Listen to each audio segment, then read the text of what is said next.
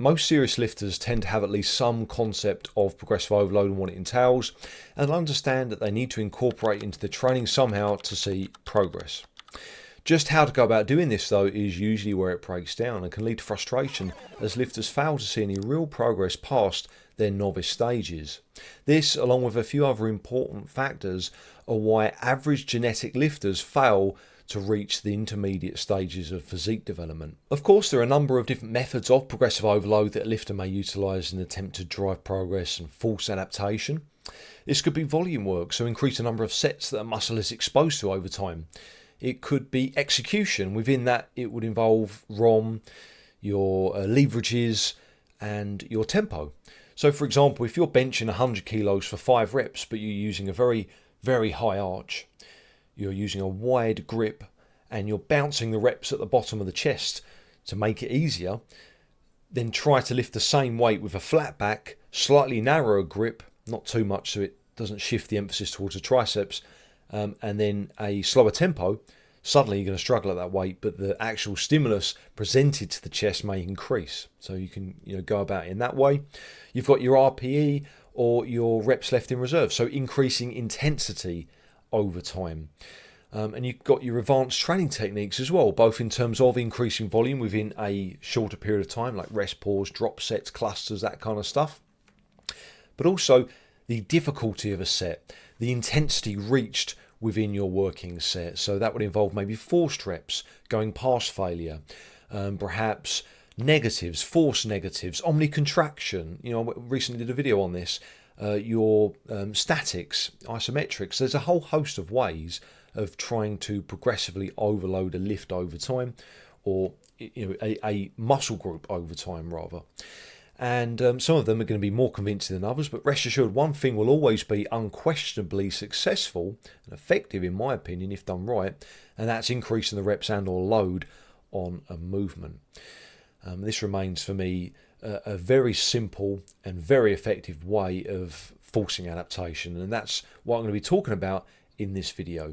And that involves obviously trying to increase your reps. Both go hand in hand, which I'll talk about in a little bit. Before we start though, I think it's very important to highlight that these progressive overload methods can be used in conjunction. You can increase volume along with the load, or you can use advanced techniques in conjunction with load improvements, and one may lead to another as well. So for example, you can work on your volume to potentially lift more load. You can use advanced training techniques like negatives, forced negatives, to potentially become stronger. So it can become quite complex, but for the sake of the video I'm going to keep it very simple, and we're just going to be looking at how to add more weight to the bar, assuming everything is equal. The volume, there's no advanced techniques or anything like that. We must remember that to create certain physiological adaptations, i.e. to grow bigger and stronger, the stimulus needs to be very specific.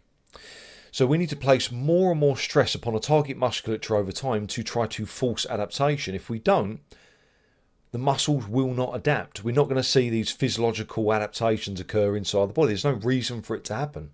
We have to force it through training, irrespective of how hard you believe you're working. If the stimulus isn't there appropriately, we're not going to see any growth. We're not going to become stronger, and that's why you see lifters that are stuck in a plateau for months and years on end. So this is where the difference between, in my opinion, a workout and training comes in. A workout is just something you go in, you think you're training hard, you're kind of just doing this, doing that. Sure, you're building up a sweat. It's one of the common things that I see with new clients. Oh, I'm training hard. It's definitely not the training. I'm building up a sweat. My heart rate's high. Well, yeah, but are you placing the correct stimulus upon the target musculature? Your muscles don't care if your heart rate's 150 BPM. They don't care if sweat's dripping off your forehead. They care about being exposed to the correct stimulus. So that's the only way you can force adaptation. So the easiest way of going about doing this is placing more weight on the bar. As simple as it sounds, more weight over time. Now, of course, simple doesn't mean easy, because it's not. This is where most people muck up, even with the best intentions, and end up getting stuck in a plateau for months or even years on end. And it's happened to me. I'd say predominantly the reason for this is a lack of patience and or unrealistic expectations when it comes to strength acquisition for the natural, genetically average guy. lifters often tend to become too overzealous when it comes to their load progression and try to force a rate of progression that's simply unattainable for the body to keep up with. The body simply can't adapt quickly enough to handle the load increments that you're programming within your training. A lifter will often emulate the progress they saw within their novice stages. As a beginner, it's not going to go well. You're stronger and you've got a little bit more muscle, so it's going to be slower. In fact, if you're trying to increase by 5 to 10k on your big lifts a week, which I've often seen in the gym, it's going to be ruinous for you, not just in terms of your muscular adaptation, but also your risk of injury. So what tends to happen when we increase the weight too quickly, essentially we reduce the stimulus potentially, because if you're not really honed in on this, you're going to subconsciously reduce your ROM in order to get that weight up. You're going to increase the tempo of a lift, maybe using more bounce. I'll use the bench press as an example, not coming down quite as low, maybe bouncing off the chest. You're going to use a spot. I've seen this many times. Lifters benching on their own, 80k, 85, 90, then they start using a spot. 100k, I've got to use a spot. So the stimulus presented to the chest is actually lower than when they're using 80 kilos. And this happens unless you're really disciplined. Your form will get worse as you increase the weight too quickly, because you cannot keep up with it. And because you're motivated and you believe that you're doing the right thing, you're going to do anything possible to get that way up. Your leverages are going to change, so they're more in your favour, but again, they're less favourable for actually creating stimulus to the muscle. So we've got this scenario where on paper the strength is going up, so your performance is increasing, but the stimulus actually presented to a muscle is decreasing. At the very best, it's staying the same, and this creates these long-term plateaus that lifters get stuck in for months or even years on end. A lifter will think nothing of increasing their bench press by 5k each week. At 80 kilo bench, that's more than 6%. If you can keep that going for a year, you're going to be at world record numbers. So what makes you think that it's easy as that? What makes you think that it's feasible, that you should even entertain that idea for 1 week? Why not make that rate of progression a little bit slower, condense the increments down, and do it for longer? And you'll see more progression before you plateau or before you stall. So this is a really big problem and affects a lot of people. Other really common examples of this phenomenon would be maybe starting to utilise the stretch reflex or the bounce on your leg press or squat variations. So making those first few inches of the movement a little bit easier. You could maybe switch from your dead start deadlifts into touch and go. There's nothing wrong with that, but things need to be consistent. You can then reduce your ROM and increase your momentum on back training. That's really common. So going up a little bit less on your chin-ups, or starting to rock back a bit more on your rows. Same with bicep training. Again, with the tricep training, bouncing out the bottom on your extensions, utilising that kind of stretch reflex, if you will. So there's lots of ways of going about it, sort of cheating progress, basically. Now, these very lifters that are failing to see progress and essentially repeating the same cycles over and over again of seeing a little bit of progress and then stopping prematurely, program hopping potentially due to frustrations or injury, are the same guys that are going to be scoffing at the thought of adding maybe just 1 kilo to your lift per month. I mean, they just wouldn't entertain the idea. It sounds absurd, doesn't it? 1 kilo a month, that's 0.25 kilos a week, 250 grams. That's surely not worth it. But if you're able to do that for a year, that's 12 kilos. Let's say you're starting out at an 80 kilos bench. Within 1 year at 92. Within year 2, you're at 104. Within year 3, you're at 116. Year 4, 128. And that's probably for 6 reps about a 1 rep max at maybe 3 plates, there or thereabouts, or certainly close to it. That really is fantastic progress, guys. It's around 7.5% a year. That puts you up to good numbers fairly quickly. You have to remember this is a slow and steady grind. It's a marathon, it's not a sprint. But these little increments that you're doing consistently add up over time. So being realistic with your strength expectations. Another big problem is in the dumbbell rack.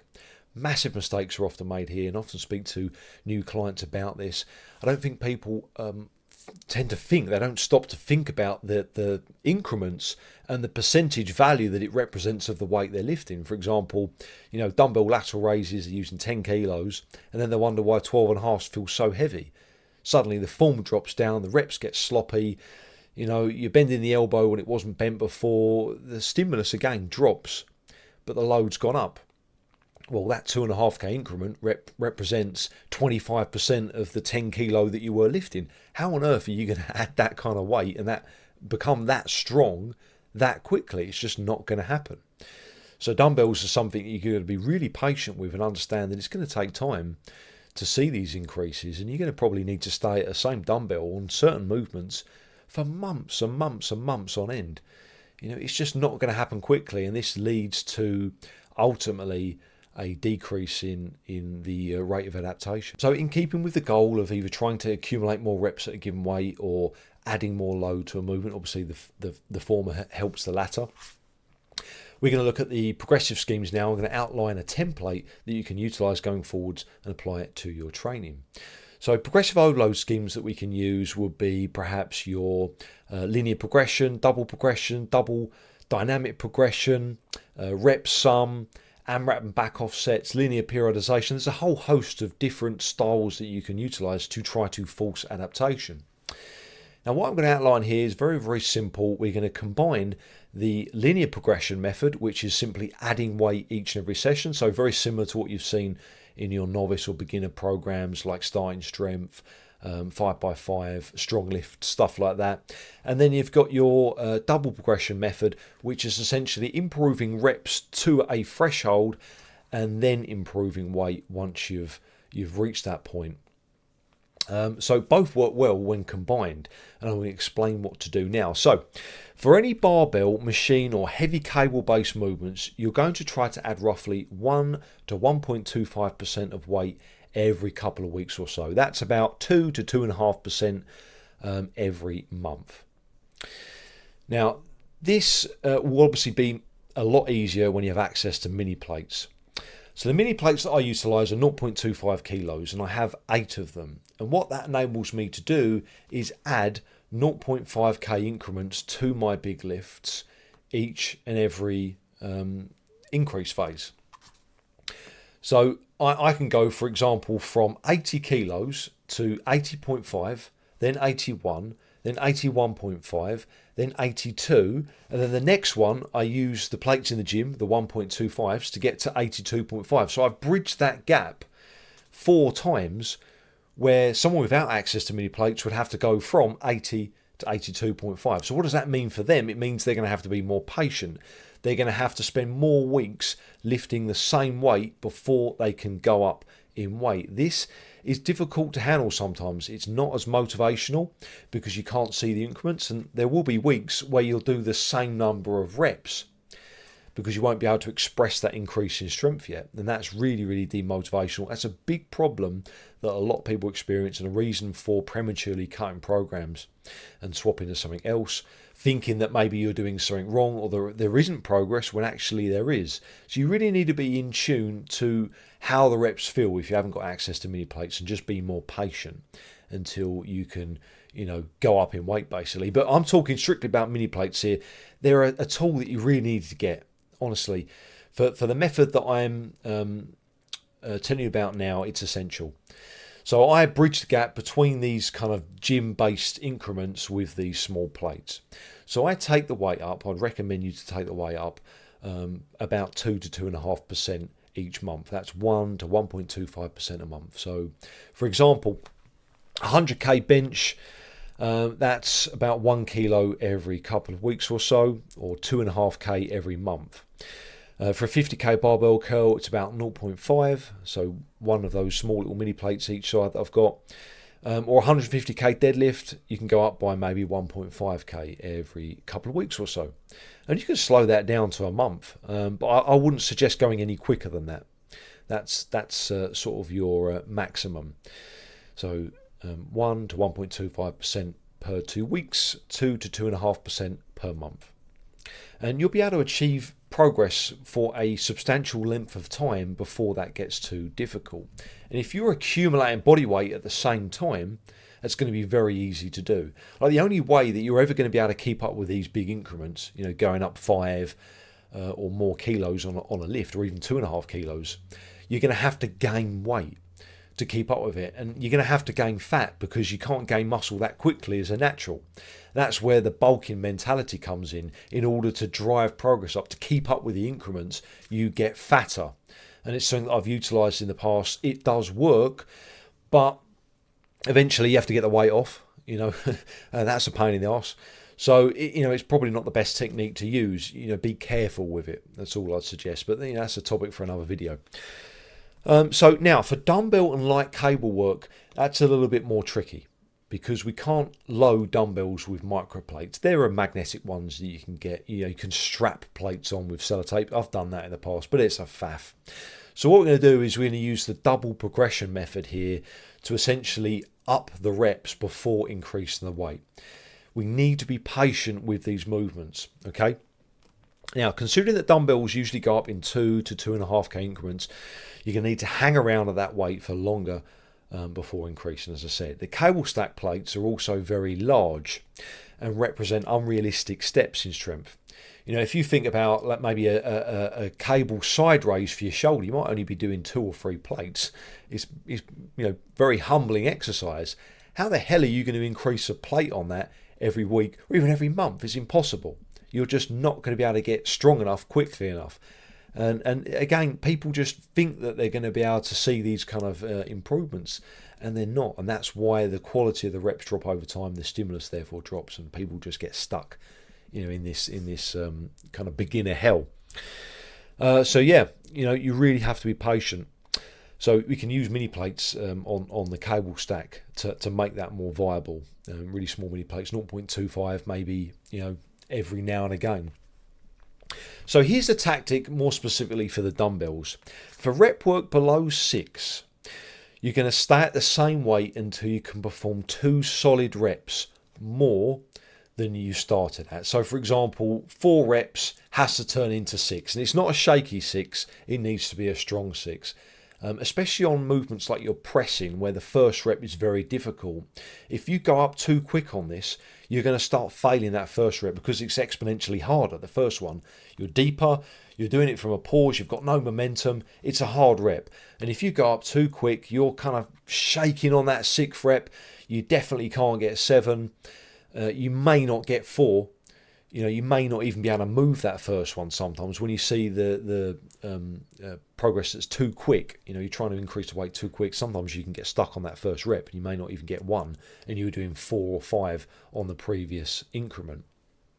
So 2 additional reps when you're doing reps below 6.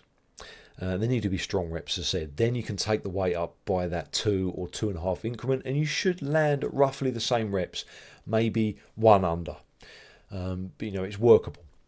For anything between 6 to 9 reps, stay at the same weight until you can perform an additional 3 reps. Because obviously, as you go up in reps, each rep that you do represents a smaller increment of strength gain. If you're going from, say, 2 to 3 reps, that's a monumental strength increase in relation to, you know, your 1 rep max. Going from, say, 15 to 16 reps is much smaller, and you know, is easier to do. You're not going to have to spend as much effort achieving that kind of strength progression. So that's why the reps increase as your baseline reps go up.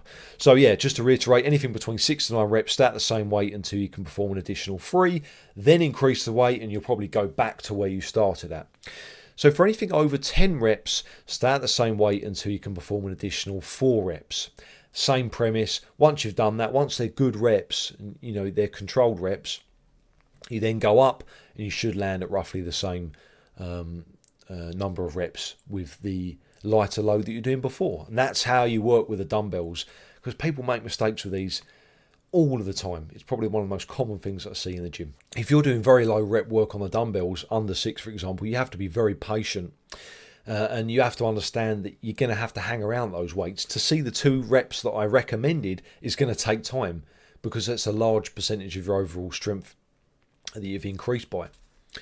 What tends to happen if lifters aren't careful is they enter what I call the doom cycle, where the reps continually get lower and lower as they're trying to drive weight up. So a good quality set of 6 at 45k on the shoulder press, for example, over a period of 3 months, you end up with 2 shaky reps where the ROM's reduced at 50 kilos. And what's going to happen there? How are you going to increase that? It's going to take ages and ages to go from 2 to 3 reps on a lift. So what's more likely to happen is that you have to reset. You have to go back and start the whole thing again. So it's better just to be patient and make sure that you're actually getting stronger and getting the reps that you need before taking the weight up, especially when you're doing really low rep work, guys. So it's a fairly simple premise. It's nothing groundbreaking, guys, far from it. But hopefully just give you a little bit of structure going forwards if you're someone that's struggling with your progressive overload. You follow these concepts and you'll definitely see better results than what you're seeing now. Now, I do offer online coaching if you essentially want to fast forward this process and just focus on being the athlete without having to worry about kind of the ins and outs of your training. My clients see fantastic results. I offer what's called the intermediate promise, where I take a beginner level physique, so someone that trains in the gym but doesn't actually look like they lift, to someone that looks the part and is very obvious to the untrained eye that they spend time in the gym. It's really satisfying, isn't it? So I offer that from £60 a month, guys. Just get in touch. My email is down below. The link to my form is down below as well. I offer my free newsletter as well, and this very video was actually sent to my subscribers in newsletter form a few days ago. So it's really good stuff that I send out, and I have free programs as well in the description box below. Low frequency strength programs, bodybuilding programs, 2-3 days a week, stuff like that. So just check out all the links in the description box. Thanks for watching, guys. Appreciate your continued support and feedback. Let me know what you think of the video and the concepts that I've outlined, and look forward to seeing you on the next one. Stay strong.